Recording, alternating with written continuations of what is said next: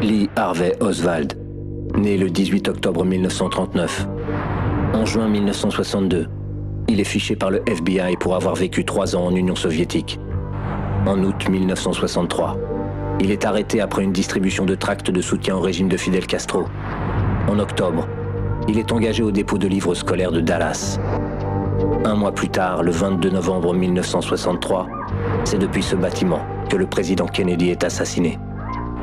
Plusieurs témoins affirment avoir vu à la fenêtre d'où sont partis les coups de feu un homme correspondant à la description d'Oswald.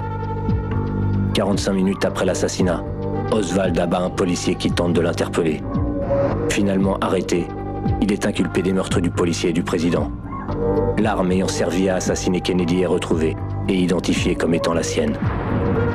Le 24 novembre, 48 heures après la mort de Kennedy, dans les sous-sols du siège de la police de Dallas, Oswald est abattu d'un seul coup de feu par Jack Rubinstein, dit Jack Ruby.